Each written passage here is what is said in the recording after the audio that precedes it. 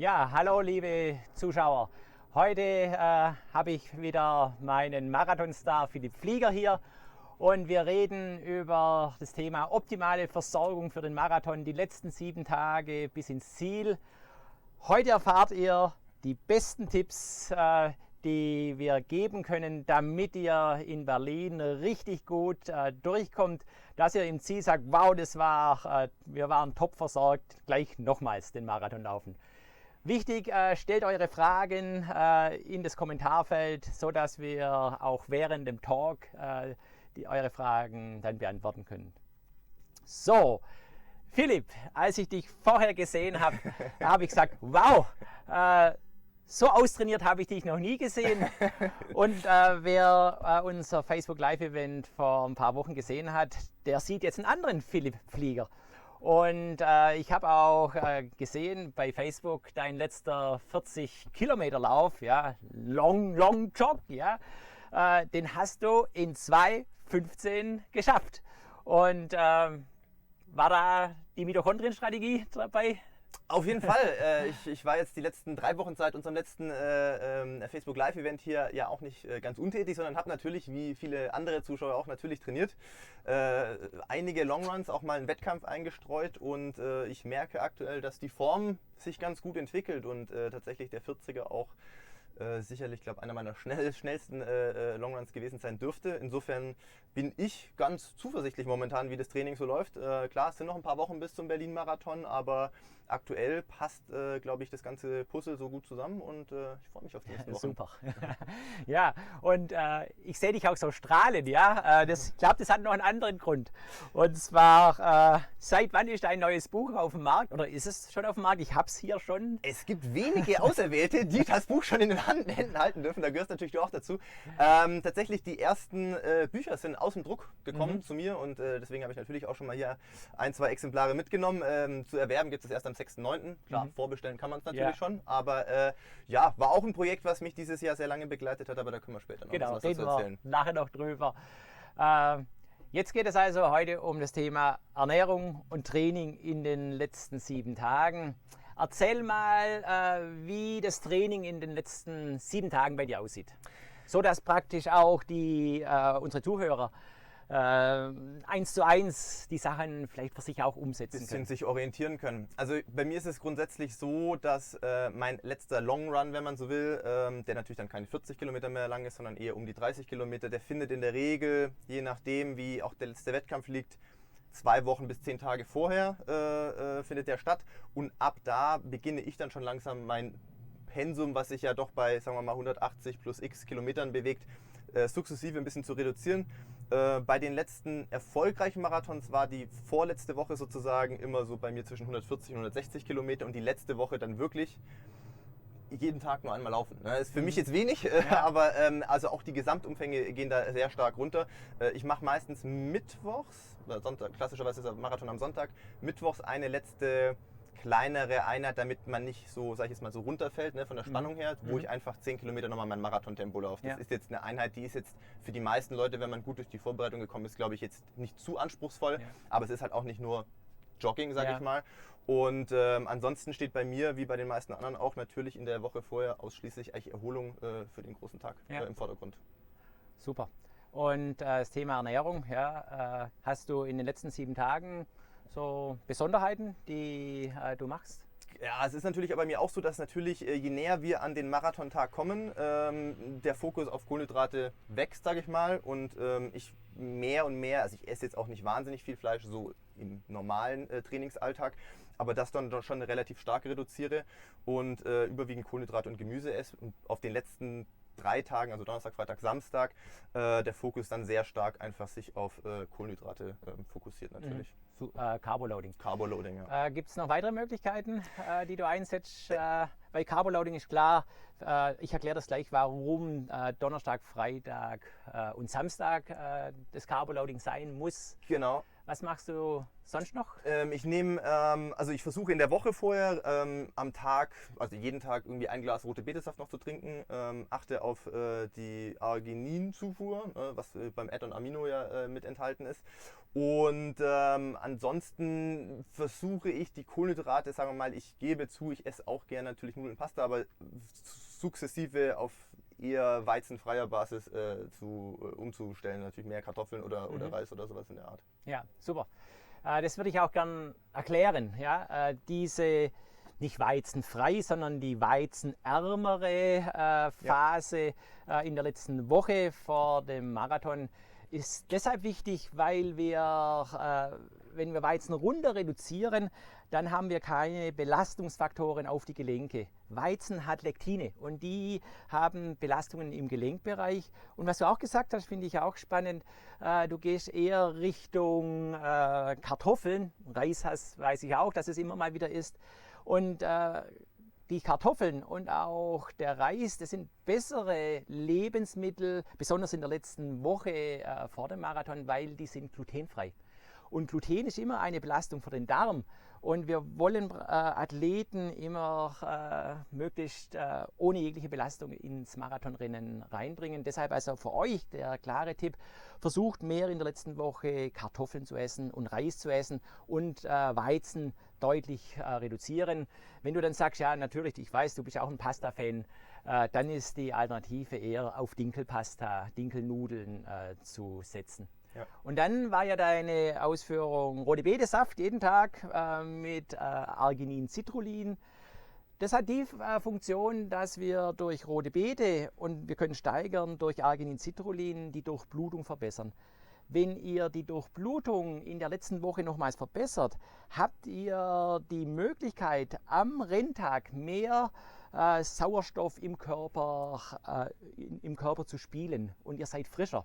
Und da gibt es einige schöne Studien, dass diese Kombination rote Beete, besonders dann mit Arginin, Citrullin, das ist das Add-on-Amino-Produkt bei Ultrasports, dass da einfach dann mehr Leistung am Wettkampftag rauskommt. Und Super Carboloading oder Carboloading, da ist noch wichtig, ein paar Informationen zu geben. Die Kohlenhydrateinlagerung in Muskulatur und Leber ist natürlich A und O. Wir brauchen gefüllte Speicher am Marathontag. Und die Kohlenhydrate lagern sich immer zusammen mit Kalium ein, das wäre Gemüse, und zusätzlich mit Wasser. Ihr braucht also besonders in den letzten 3 Tagen neben den Kohlenhydraten auch Gemüse und einfach so jeden Tag 1 Liter Wasser oder Flüssigkeit zusätzlich.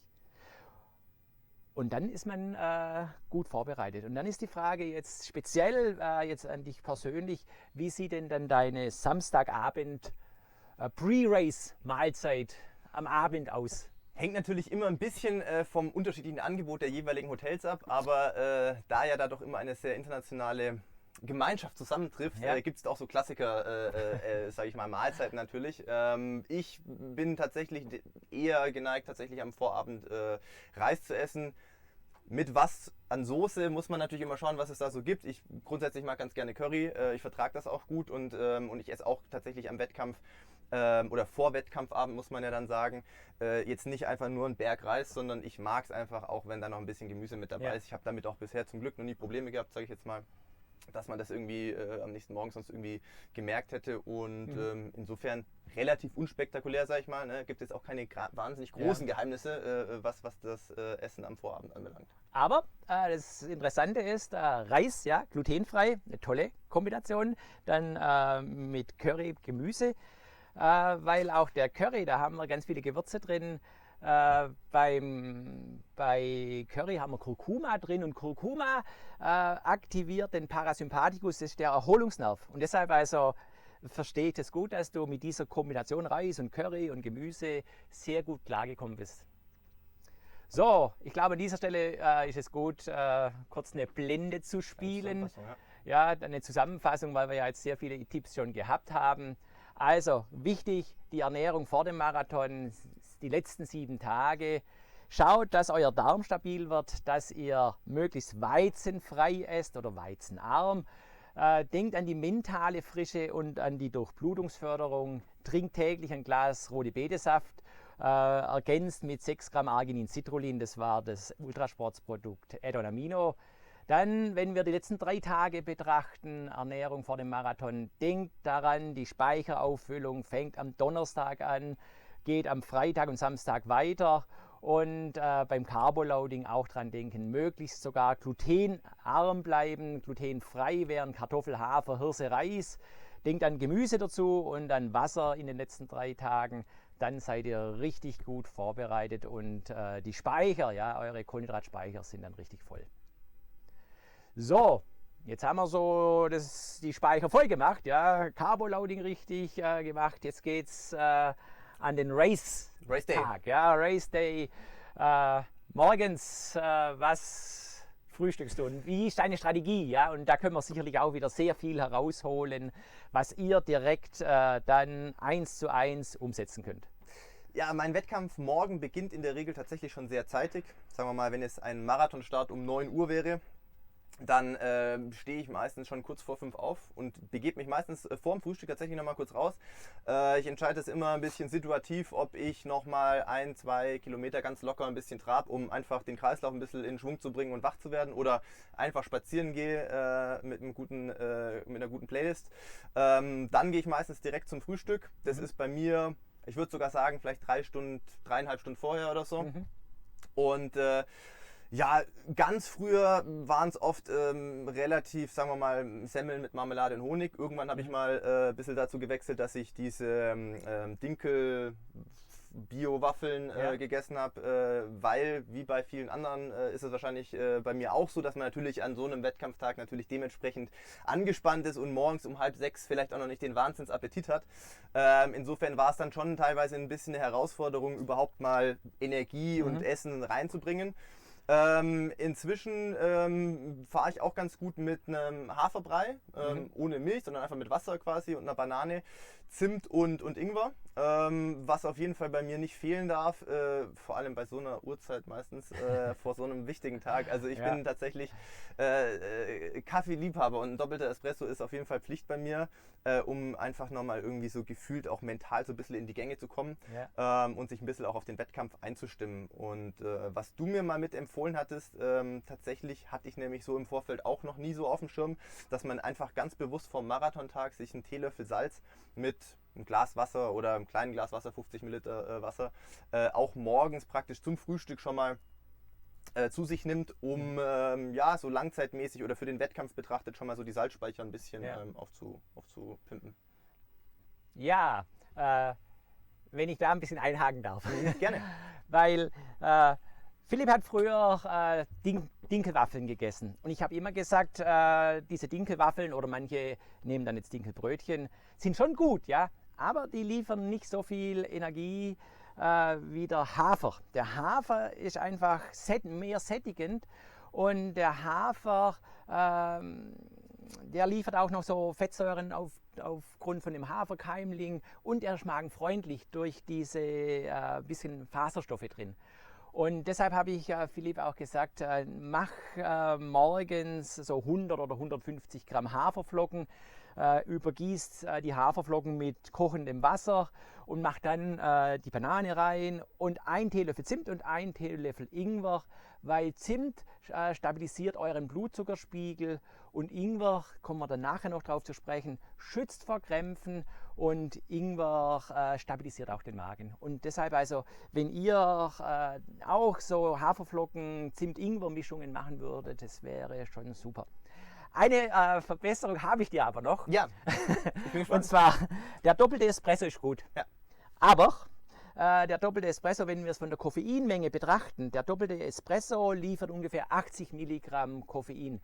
Und wir haben diese Koffeinanregung für den Fettstoffwechsel, für die Anregung des Fettstoffwechsels erst bei höheren Dosierungen. Okay. Wir empfehlen so auf 250 Milligramm Koffein zu gehen. Das kannst du aber jetzt nicht mit Espresso machen, sondern wir brauchen Koffein, was langsam ins Blut geht und das wäre über den Grüntee. Okay. Und deshalb den doppelten Espresso nimmst du nach wie vor und so eine halbe Stunde später nimmst so 4 Teebeutel und packst diese 4 Teebeutel so in 50 Milliliter kochendes Wasser oder 70 Grad heißes Wasser und lässt einfach die Teebeutel so 5 Minuten drin stehen und dann trinkst du es runter. Okay. Schmeckt für euch, wenn ihr es probiert, ja, es schmeckt nicht gut, aber ihr habt dann diese Koffeinwirkung einfach über 2, 3 Stunden, 4 Stunden. Und das ist das, was euch nachher richtig viel auch im Marathon bringt. So, jetzt haben wir so das Frühstück. Denkt auch dran an den Teelöffel Salz. Ja. Ist das alles, was du isst? Weil das sind ja schon 3,5 Stunden. Ist noch viel ja? Zeit bis zum Start. Bei uns ist es ja meistens so, dass wir, da meine ich jetzt so die verwöhnten Profisportler, die dann mit dem Bus zum Start gefahren werden, aber in der Regel werden wir schon relativ früh hingefahren, damit die natürlich nicht auf Basis von was auch immer in Verzug kommen. Das heißt, 1,5 Stunden vorm Rennen werden wir meistens schon eingesammelt und langsam Richtung Startareal gebracht. Das heißt, ich habe aber noch Zeit nach dem Frühstück auch nochmal aufs Zimmer zu gehen, meine Sachen zu richten und werde da meistens eben noch einen Starter, Ultra-Starter anrühren. Das ist auch auf Haferbasis, das ist nochmal, ich glaube 300 Milliliter etwa um den Dreh. Und trinkt den mit einem Esslöffel Adonamino und einem Ultrabar und das ist dann so die letzte, wenn wir den Ultrabar als feste Mahlzeit mal zählen wollen, die letzte feste Mahlzeit, die ich praktisch vor meinem Start erstmal zu mir nehme. Cool. Und das Hotel verlassen. Also sozusagen ein zweites, kleineres Frühstück. Ein kleiner Snack nochmal sozusagen. Ja, genau, auf dem Weg. Vielleicht erkläre ich das auch. Der Starter, hast du schon gesagt, das ist eine Trinkmahlzeit auf Haferbasis. Ergänzt einfach dann in der Kombination nochmals diesen Haferflockenbrei. Und wenn man dann noch das Arginin-Citrullin reinmacht, ja, dieses Adonamino, dann hast du unmittelbar diese erhöhte Durchblutung. Und dann hast du diesen Durchblutungseffekt direkt auch in den Marathon rein. Und dieses Arginin-Citrullin hat auch einen Vorteil, weil es baut Ermüdung ab. Das heißt, du bleibst länger frisch. Und deshalb probiert es dann mal aus, weil das ist einfach, sind so Joker, ja, die ihr euch dann gönnen könnt. Und dann haben wir praktisch so das Marathonfrühstück und so das verlängerte oder nachgelagerte Frühstück mit dem Startertrink. Jetzt gehen wir weiter. Jetzt bist du in deiner Box schon. Trinkst du da noch was?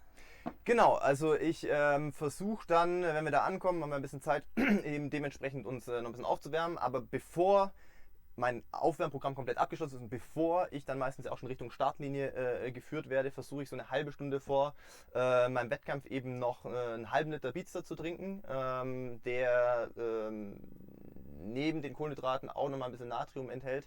Das ist für mich dann eigentlich die letzte, wie soll ich sagen, Energieaufnahme, bevor dann der Wettkampf beginnt. Ja. Manche können sich das schlecht vorstellen, dass man die letzten 30, 20 Minuten vor dem Start noch, du hast gesagt, einen halben Liter trinkt. Aber nicht nur Wasser, sondern einen halben Liter Energiegetränk. Bei dir der Beatster, ja, den gibt es ja auch in Berlin auf der Strecke. Und das ist für mich eine ganz wichtige Trinkstrategie, dass wir diesen halben Liter so kurz vorm Start noch aufnehmen. Das ist sozusagen die Bunkerstrategie, weil die Energie habt ihr schon drin. Und das Interessante ist auch, dass diese 500 Milliliter bis zum Start dann weitgehend aus dem Magen schon draußen sind und du kannst gut loslaufen.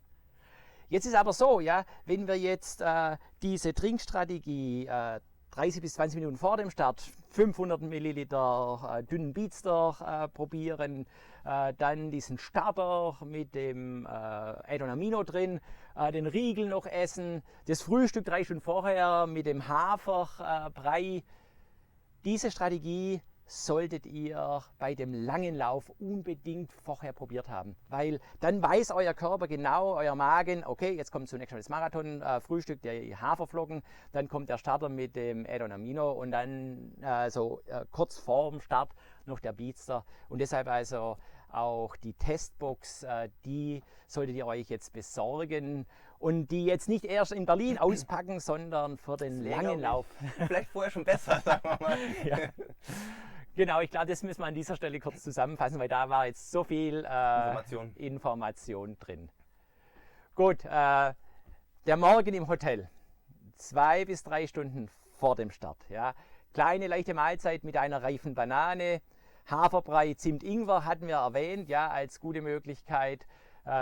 Kartoffelei oder ein Dinkelbrötchen würden natürlich auch gehen, wenn jetzt jemand sagt, ich mag gar keine Haferflocken. Dann wichtiger zweiter Tipp war, Salz zusätzlich aufzunehmen, einen Teelöffel in 50 Milliliter einrühren und einfach extrinken. Der doppelte Espresso, zusätzlich Grüntee, ja, das wäre super. Ja, Grüntee mit 4 bis 5 Beuteln. Denkt daran, das schmeckt nicht gut, aber das könnt ihr einfach runterexen. Und dann Wasser je nach Durst, so 500 Milliliter, 750 Milliliter. Also hier so ein bisschen gucken, wie jeder durstig ist zum Frühstück. Dann auf dem Weg zum Start, also so 2 Stunden vielleicht vor dem Start, dann kommt nochmals diese flüssige Trinkmahlzeit, der Starter mit der Portion Arginin Citrullin, das ist das Add-on-Amino, was eben die Ermüdung hemmt und auch die Durchblutung fordert, und eben dann die letzte feste Mahlzeit, so ein Ultrabar, der sehr magenfreundlich ist. Also nicht einfach irgendeinen Riegel essen, sondern es muss ein magenfreundlicher sein, und so wurde auch der Ultrabar entwickelt.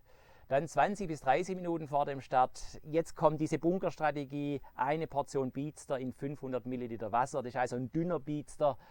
Und denkt daran, ja, die gesamte Frühstücksstrategie, die solltet ihr vom langen Lauf testen. So, jetzt wird angezeigt, ja, es gibt ein paar Fragen.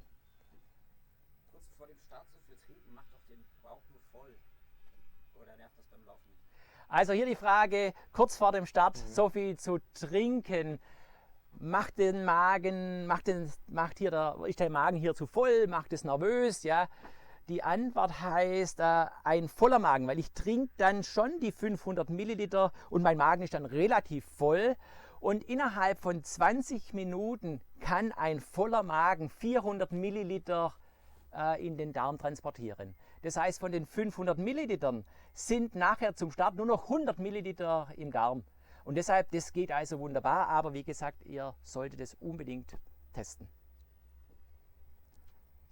Gut, sonst keine Frage, dann würde ich sagen, dann machen wir weiter. Startschuss ist gefallen. Ja, genau. Jetzt geht's los. Jetzt geht's los, ja. Und was machst du als Profi? Du machst sicherlich ein paar Sachen anders, aber sag mal deine Strategie. Wir haben natürlich als Profis auch da gewisse Privilegien in der Eigenversorgung, sage ich jetzt mal. Aber was man, glaube ich, grundsätzlich generell auf einen Nenner mal bringen kann, ist das Thema, dass man nicht erst dann trinkt, wenn man Durst hat, sondern auch da muss irgendwie sollte vorgebaut werden. Bei mir beginnt ab Kilometer 5 die Flüssigkeitsaufnahme. Wenn ich 500 Milliliter Beatster, sage ich jetzt mal 20 Minuten vorm Rennen trinke, habe ich jetzt nicht unbedingt nach 5 Kilometern im Rennen schon ein Durstgefühl. Aber es geht ja schon zu diesem Zeitpunkt darum, den Flüssigkeitsverlust auszugleichen und Energie nachzutanken, sage ich mal. Und das versuche ich dann so konsequent wie möglich. Auch das muss man im Training natürlich üben, und übe ich auch bei meinen Longruns regelmäßig, diese Flüssigkeitsmengen zu trinken. Und ich versuche tatsächlich auf Basis unserer Trinkstrategie also alle 5 Kilometer, das entspricht bei meinem Wettkampftempo eben 15 Minuten 30, sagen wir mal, alle für eine Viertelstunde ungefähr, 250 Milliliter Beatster zu trinken.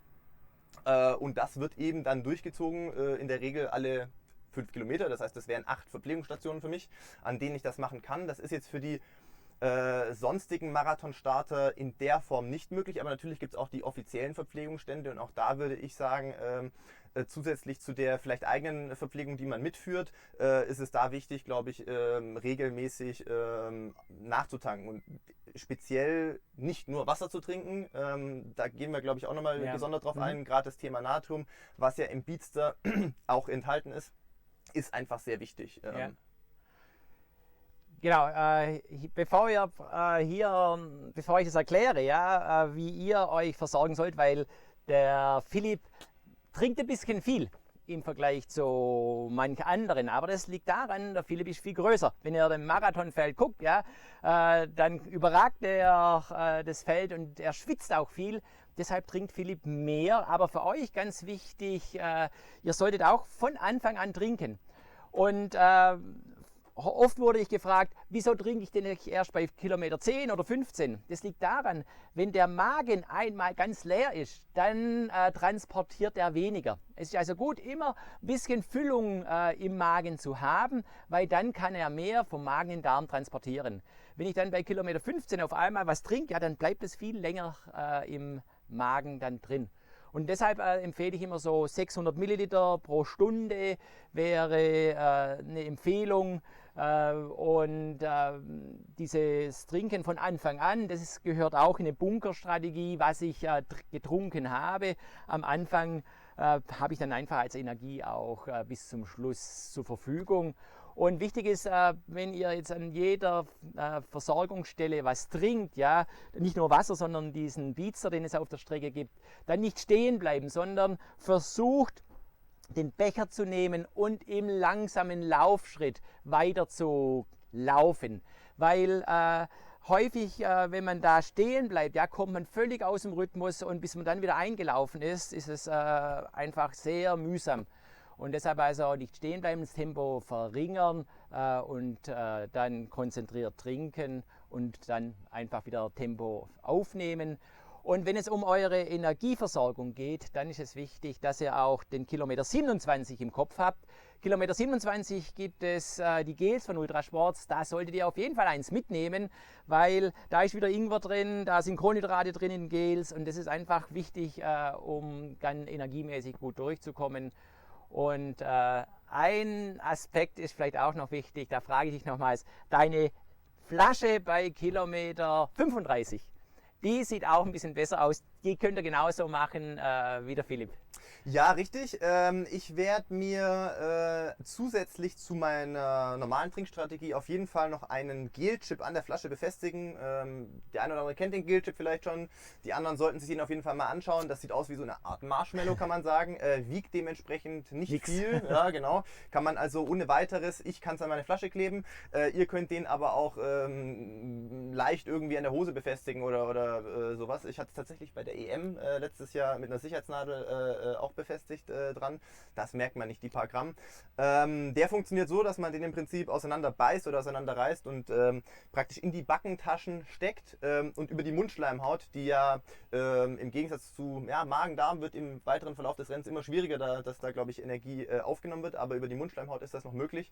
Und das kann man auf jeden Fall, sage ich jetzt mal, gerade bei Kilometer 35 und danach 36 noch als zusätzliches Backup ganz gut nutzen. Ja, also für euch zur Info, in der Testbox ist natürlich auch ein Gelchip drin. Jetzt habe ich aber von der Regie gesehen, da gibt es noch eine weitere Frage. Zum einen nochmal zum Frühstück, ob man nicht zu durstig durch das Salz wird. Ja, ist eine gute Frage. Wird man durch das Salz nicht zu durstig, wenn man das zum Frühstück nimmt, diesen Teelöffel? Wir haben ja zum Frühstück 500 Milliliter Wasser. Und im Wasser ist ja fast kein Salz drin. Und das ist dann die Menge, die ich dann auch brauche, um nicht durstig zu werden. Nachher trinkt man ja nochmals diese 250 Milliliter Beatster. Und auch oder 500 Milliliter Beatster so kurz vorher, den Starter. Noch. Also in der gesamten Trinkstrategie, man hat ja auch noch den Kaffee, man hat auch noch diesen Grüntee, den starken, und dann passt es. Also es wäre dann ein Problem, wenn jemand morgens vorm Marathon dann nur 250 Milliliter trinken würde. Aber so passt es dann. Nochmals eine Frage, ja? Hier war die Frage, kann man während des Marathons nicht nur Wasser trinken? Die Antwort heißt, natürlich kann man das, aber das bringt nichts. Im Wasser haben wir kein Natrium. Das Natrium ist wichtig, weil es schützt vor Krämpfen. Und das Natrium ist auch wichtig, weil wir verlieren ja über den Schweiß Natrium. Und wenn es nicht nachgeführt wird, im Wasser ist halt kein Natrium, dann ist die Wahrscheinlichkeit für Krämpfe sehr hoch. Und weiterhin, wenn Natrium in Energiegetränken drin ist, ja, was ich ja empfehle, jede Station Pizza anzulaufen, wegen dem Natrium auch das Gel bei Kilometer 27 mitzunehmen, dann haben wir einen weiteren Effekt. Die Energie, die Kohlenhydrate und auch das Wasser werden, wenn Natrium dabei ist, im Darm 4-mal schneller aufgenommen wie nur Wasser. Also Wasser hat keine Energie. Wasser sorgt eben dann, dass eben die Aufnahme auch im Darm viel schlechter ist und deshalb, wir brauchen die Energie unbedingt. Und deshalb Wasser reicht nicht aus. Ich glaube, haben wir keine weitere Frage. Dann gehen wir vielleicht eine kurze Zusammenfassung mit der Marathonversorgung. Energieversorgung im Wettkampf. Ja, denkt daran, von Anfang an bei jeder Versorgungsstelle, alle 5 Kilometer einen Becher Beatster. Das ist das Getränk, was es auf der Strecke gibt. Ja, das ist die Bunkerstrategie. Also schon bei Kilometer 5 anfangen. Denkt daran, nicht stehen bleiben, langsam weiterlaufen oder gehen. Und vergesst nicht die Superstation bei Kilometer 27, da wird Gel, da gibt es das Gel, das Ultragel, einfach einen Beutel schnappen und dann reindrücken und bei Kilometer 36 oder auch 35, je nachdem, nehmt einen Gelchip, macht es vielleicht so wie der Philipp bei der Europameisterschaft, so ein Gelchip einfach mit einer Sicherheitsnadel an die Hose pinnen und dann habt ihr da zusätzlich Energie über die Mundschleimhaut. Das kann ich euch so erklären. Wenn ihr euch bei Kilometer 36 schlapp fühlt und sagt, ich kann nicht mehr, ja, dann ist das eine mentale Ermüdung vom Kopf. Und wenn ihr dann was trinkt, dann ist das schon ein bisschen gut, aber bis die Getränke durch den Magen, über den Darm in den Körper reinkommen, ja, dann dauert es halt sehr lange, 15 Minuten. Und der Gelchip, der liefert sofort Energie über die Mundschleimhaut. Wenn ihr den Gelchip nehmt, ja, links und rechts eine Backentasche, wie du gesagt hast, dann habt ihr innerhalb von 20 Sekunden sofort Energie. Und wenn ihr euch bei Kilometer 36 vorher gefühlt habt, ich kann nicht mehr, ja, dann 20 Sekunden später heißt es, wow, wo geht's weiter, ja? Und ihr habt einfach sofort diese mentale Stärkung über den Gelchip. Aber probiert es auch im Training dann aus. So, wir haben nochmals eine Frage, ja? Kann ich unterwegs Banane essen? Hier war die Frage, kann ich unterwegs Banane essen? Ich bin mir sicher, du isst keine. Nee, also ich kann es mir generell schwer vorstellen, zu kauen und atmen und rennen, Ja. also alles schwierig. Aber ich glaube, es gibt auch noch einen anderen Grund, soweit mein Wissen Ja. da nicht komplett überholt ist, ist, glaube ich, die Verstoffwechslung von der Banane. Also bis die in Ja. Energie umgewandelt wird, dauert, glaube ich, sehr, sehr lange. Ja. Insofern ist es, glaube ich, jetzt nicht die optimale Form Ja. der Energiezufuhr während eines Rennens, Ja. glaube ich. Es ist so, ich empfehle die Banane zum Frühstück. Da wird die Banane verstoffwechselt. Die Banane braucht ungefähr 2 Stunden, bis sie verstoffwechselt wird.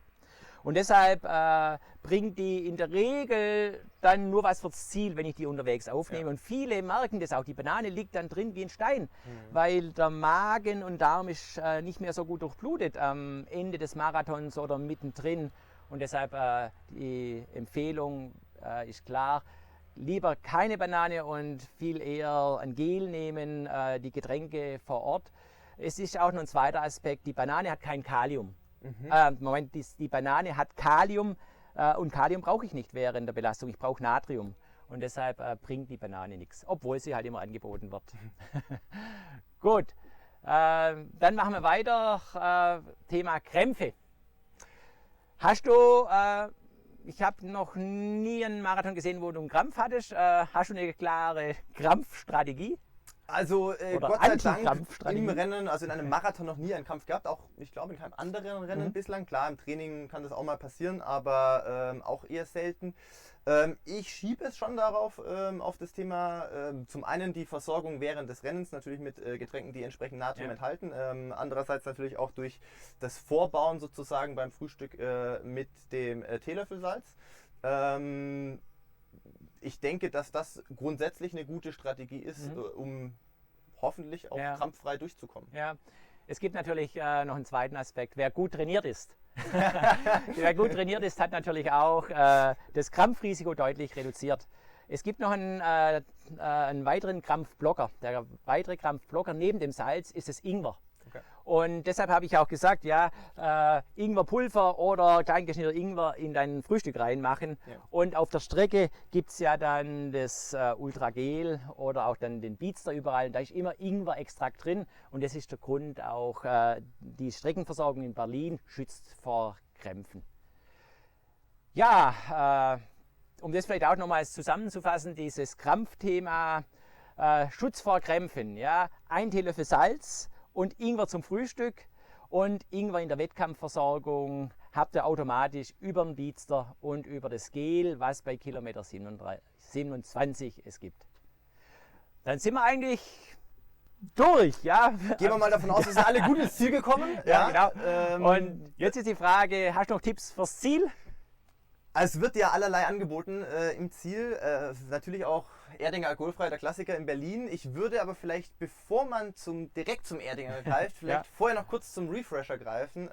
Ist tatsächlich, ja, Level X ist auch, nehme ich auch gern im Training, aber der Klassiker, den ich schon seit 10 Jahren kenne, ist halt der Refresher von euch, und den muss ich sagen, genieße ich tatsächlich nach harten Trainingseinheiten generell, aber ist bis heute auch immer das erste Getränk in meiner Flasche nach einem Marathon tatsächlich. Und wenn man da, sage ich jetzt mal, ich mache meistens mir auf einen halben Liter die Mischung tatsächlich, finde ich optimal, um halt diese ganzen Mineralstoffe, Elektrolyte, die man verloren hat, einfach mal so weit wie möglich schon mal direkt unmittelbar im Ziel aufzufüllen. Danach darf es dann gern auch ein Erdinger alkoholfrei sein. Aber first things first. Also für euch dann in der Testbox, da habt ihr den Starter drin, da habt ihr den Ultrabar drin, da habt ihr auch den Gel-Chip und den Beatster drin, aber auch den Refresher für das Ziel, für die Regeneration. Denkt daran, probiert die Produkte aus, die es beim Berlin-Marathon auf der Strecke gibt, möglichst auch jetzt bei den langen Läufen, die ihr noch habt.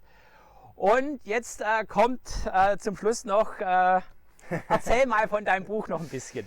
Ja, bevor es dann zum Abschlusstipp gibt. Genau, wir machen hier noch ein bisschen Eigenwerbung in eigener Sache. Am 6.9. Kommt Laufen am Limit raus. Ihr könnt es natürlich jetzt schon vorbestellen. Für diejenigen, die mich schon lange kennen oder vielleicht auch schon länger auf diversen Social Media Kanälen verfolgen, werden ja wissen, dass meine Laufsportkarriere durchaus eine Menge Höhen und Tiefen hatte. Und ich hatte zum einen die Chance, dieses Buch zu schreiben, zum anderen aber auch das Gefühl, dass diese Geschichten, sage ich mal, die man da so erlebt im Leistungssportalltag, und zwar nicht nur die guten, sondern auch die weniger schönen, vielleicht eine ganz coole und hoffentlich vielleicht auch für den einen oder anderen motivierende, inspirierende Geschichte sein kann. Und 6.9. Kommt das dann raus. Ich bin schon sehr gespannt auf eure Reaktionen zum Buch, Feedback und so weiter. Es gibt noch einen Tipp. Haben wir vorher besprochen, wenn ihr eine Widmung drin haben wollt. Oh ja. Am Ultrasportstand wird der Philipp Flieger wahrscheinlich am Freitag sein. Und das würden wir auch noch ankündigen. Machen wir Social Media dann noch, ja. Genau, weil dann gibt es eine persönliche Widmung drin. So, super. Also ich freue mich auf das Buch auch schon und denkt daran, schreibt eure Kommentare auf Facebook. Wir beantworten die ziemlich schnell, sodass ihr alle Fragen jetzt noch beantwortet bekommt. Und jetzt noch vielleicht ein Abschlusstipp von dir. Ja, falls wir uns vor dem Marathon nicht mehr am Messestand von Ultrasports treffen, auf diesem Wege schon mal von mir viel Erfolg für den großen Tag. Wir alle haben die gleichen 42,105 Kilometer vor uns. Insofern kann ich da auch sehr gut nachvollziehen, was euch erwarten wird. Ich drücke euch die Daumen, genießt das Rennen bei aller Quälerei und versucht vielleicht euch bis Kilometer 32 noch nicht komplett zu verausgaben. Ab da beginnt das Rennen. Ja, genau. Gut, also macht's gut. Ja, ich bin auch in Berlin. Ich feuere euch bei Kilometer 27 an. Ciao. Ciao.